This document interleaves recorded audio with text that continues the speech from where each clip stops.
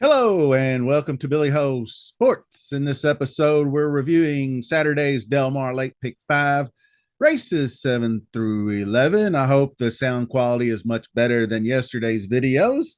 I had a bit of an off day for old Billy Ho there after recording 3 long videos, and then I looked down and I had my microphone sitting right in front of me and it was not plugged in. So we had to fiddle with the old laptop mic to get any kind of decent quality sound. Sounded like I was in a tunnel a bit yesterday, but I hope you got all the information you needed and you at least got the content absorbed. So we're going to get after it with a little bit better sound today. And obviously, that was Pacific Classic yesterday. That was Sunday's Jockey Club Gold Cup yesterday. Then now I have Saturday's Late Pick 5 for Saratoga. Those 3 videos were all released yesterday. So check those out. Thanks for joining me. Viewer support always very important to me. So please be sure to subscribe to the channel. Make sure you're clicking that like button while you're at it. Much appreciated. And of course, comments are always encouraged. Let's jump right into it. Leg number 1 is going to be race 7. We are going 8.5 furlongs on the turf. And looking at this field for a $20,000 optional claimer, the first horse that I kind of caught my eye, I didn't really pay too much attention to the first few, Dazzling Command, McGregor Lake. None of these look good. Sometimes I'll automatically, if I'm doing a pick 5 video, I know I'm more likely to spread in leg 1 because you want to get off to a good start regardless. So I'm more likely to spread in leg 1. So sometimes I'll just immediately start looking at the prime power, and you can see 139, 37, 33. These are just way too far down, 112, and you got 119. So that kind of helps me make some decisions. Haywood in a similar boat. The speed figures aren't there. A lot of times I look at the par on the speed figures and you got an 82. Now, turf races aren't so critical on the speed itself as the dirt, but it's still a good indicator of how the race is going to be won. So I like to look at that as well. And then when you start seeing the 89 speed figure as the par, and you got horses in the 70s, then that's another automatic look. Now, sometimes when you see prime power, this is 120 and 10th, Lord Tripping. I did look a little bit because the 86 speed figure in this optional claimer N1S was really good. I mean, Kimura had this horse dialed in for the win down the stretch here and just got outdueled by a neck. So just probably lost a head bob there. So, I mean, a win versus similar company that they're facing today, coming off of just a little freshening there. That's not bad. Ryan Hansen, Kimura is a pretty solid jockey. So that one could provide some value. Number 5, Don't Fight the Fed was another one. Of course, this one's first in prime power. You got the 91 speed figure. I like the speed figures, the pace in the 100s there, which is pretty good. Just missed by a nose.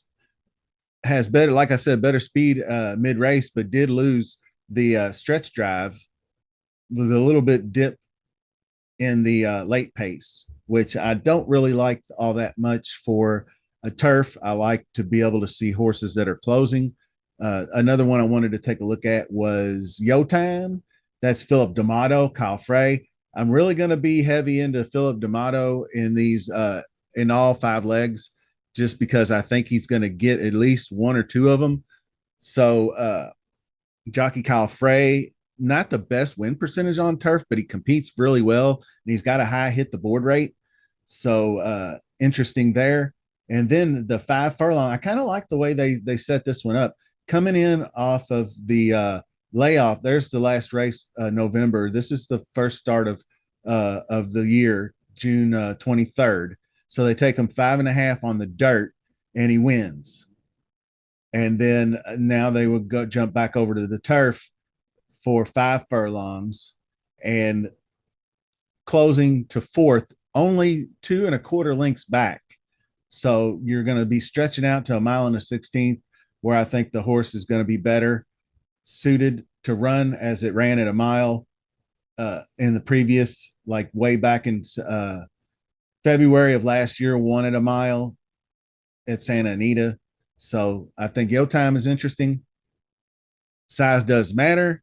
Trained by Peter Miller, is dropping down from 80K.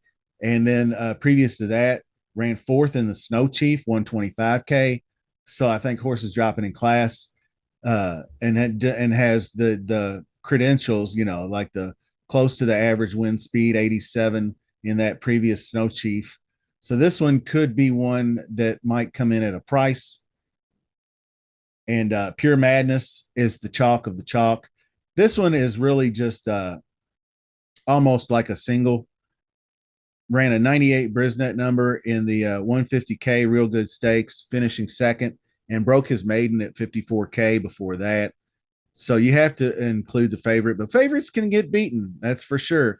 So we're going to go ahead and go 4 deep in leg one. I'm going to go 5, 6, 7, and then 9. And we're likely, it might cost us just due to the fact that Pure Madness might be the chalk that just rolls them with the 98 speed figure in that Real Good deal. So be on the lookout for that. But we're going to go ahead and go 4 deep because we're going to have us under a $100 ticket for a 50-cent pick 5. So that's pretty good. So let's jump over to race 8. We're going to go a mile, optional claiming, 40K. Number 1, Bright Leaf, immediately stands out. Recently claimed from John Sadler. Nice win last out with a solid pace setup for the close. Not too hip into closers going a mile on the dirt, which is just kind of it is a 2-turn sprint basically, but it is 2 turns. So I guess they would consider it a route more than a sprint. I guess 1-turn miles are more closer to sprints than 2-turn. Anyway, Bright Leaf looked really good, winning by 4.25 on that $32,000 claimer. So that one does spark some interest. The next few didn't really spark much interest. But when I got down to Dual Threat, Robert Hess, good looking race, went a mile and a half in the Cougar and just kind of really just wasn't really all that competitive, just completely outrun. And I mean, a 12 furlongs is just 1.5 times the distance he's going to run basically in this race. We're running 8, he went 12. So I think that was just really for some conditioning purposes for Hess, because the horse basically was nothing but a miler. So I think that was a good spot to drop him in for a conditioner. So I like this one as well. And then the next one, Ultra Power. There's a couple horses in this race that are making their 24 debuts off the long layoff, 10 months plus. This one is from Bob Baffert's, and it's got Juan Hernandez up. And you can see just how good he was last year, winning, breaking his maiden, and then setting him up. That was a mile on the turf. Didn't really take to that. So they put him on the shelf.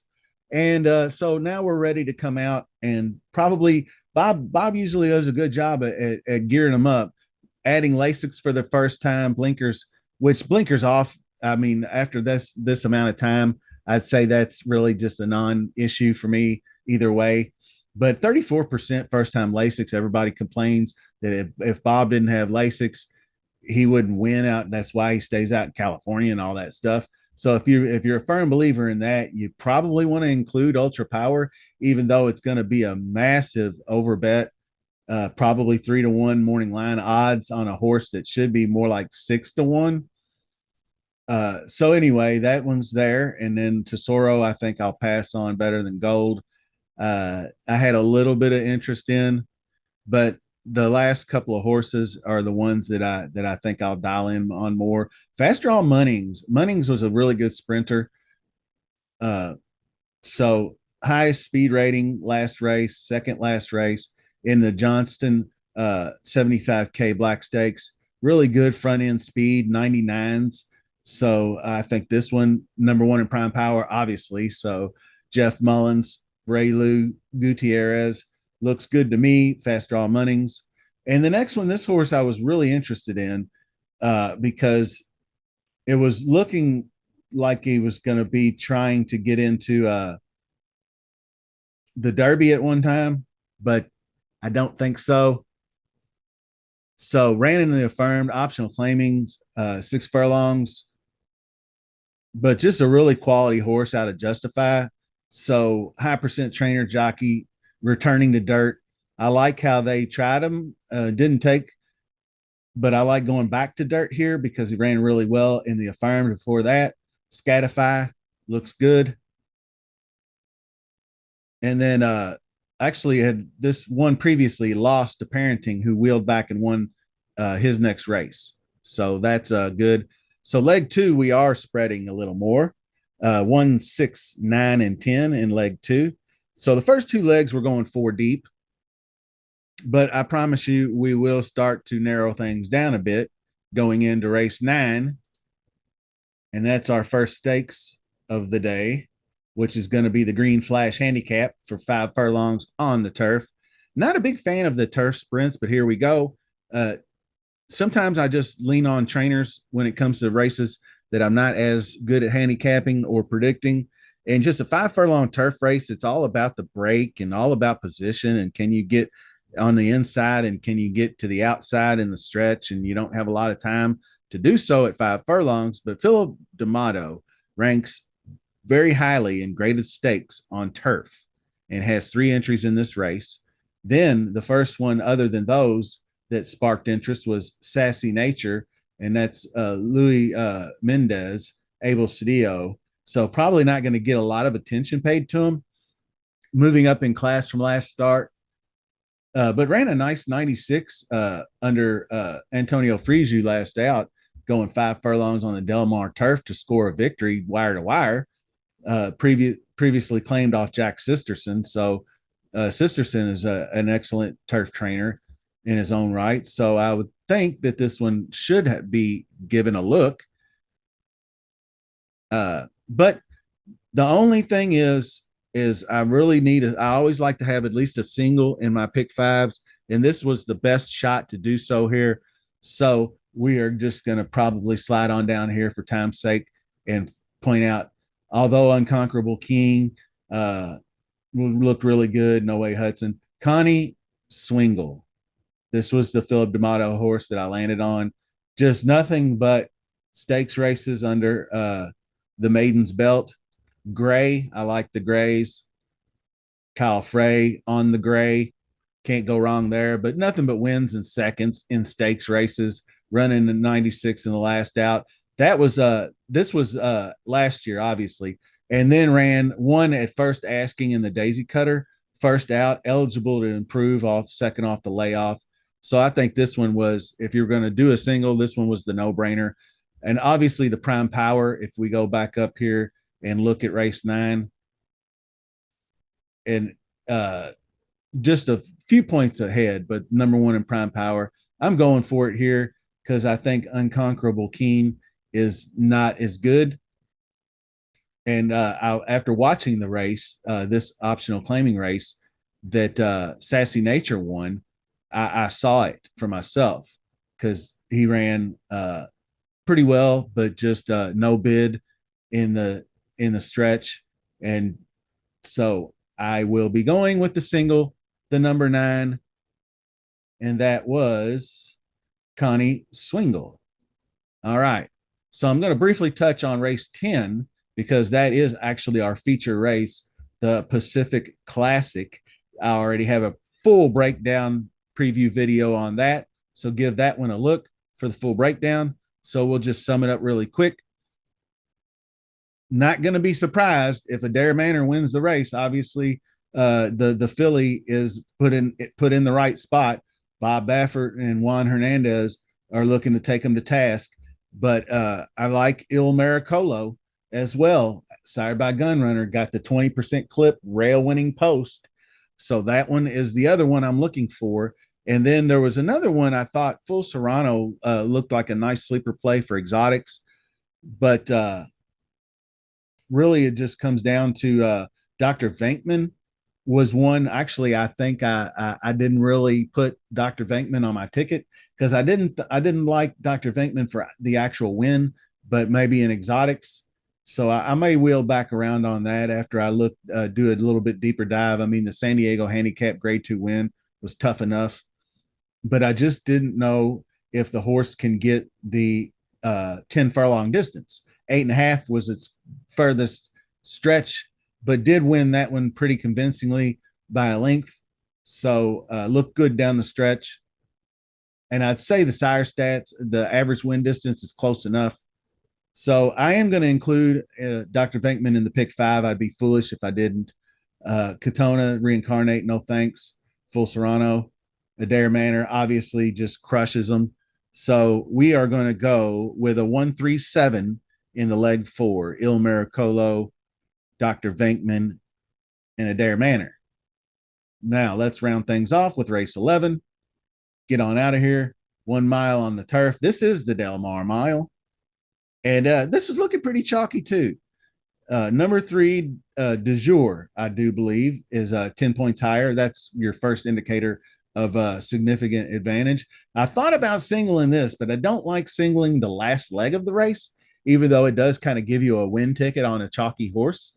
If you do make it that far, you're live to one horse, but I'd like to be live to just a couple horses. Anyway, I'll be willing to spend the extra money. I do consider Astronomer because of this race, the Wicker 100K that I watched, and that was first piece that won very convincingly, looked really good running down the stretch, that gray. And the stride, I just like the stride of the horse. I paid close attention on the turf of how the horse is striding out late in the race. Very, very blistering pace, 22:45 going a mile. You can see plus 23, plus 16. Kept up the whole way and still kept going strong, was just second best. So Astronomer for Simon Callahan looks pretty solid. And the next one up that I really saw, and this is where you have to get a little chalky, de jour, Bob Baffert, Juan Hernandez, nothing but graded stakes and actually a grade 1 victory at Santa Anita. And this was the Ed Reed grade 2. Didn't really show up in this one. Was 3 deep, no bid, but I still think that this is a drop in class, so to speak. So I think you have to include with just the connections alone. And then the last one, I think, obviously, flashiest, I gave a little look to, but I don't think I'm going to go there because just the way I liked how first piece ran that race, just rated very well and then hit the stretch, took over, and striding out down the stretch, not letting anyone, after running that kind of pace, to have enough horse left to hold off all comers down the lane. 114 in the middle pace, I think looks very good. So leg number 5 is going to be 139. So we are going to put a bow on it, finish this out here. And so we have leg number 1 is race 7, and we got 5, 6, 7, and 9, 4 deep. Leg number 2, we're going 4 deep once again. 1, 6, 9, 10. Leg number 3, we're singling the 9. Then we're going to spread a little bit in leg 5 and go 1, 3, 9 for a $72.50 pick 5 ticket for Delmar. That will do it for the video. I hope you enjoyed it. More content coming.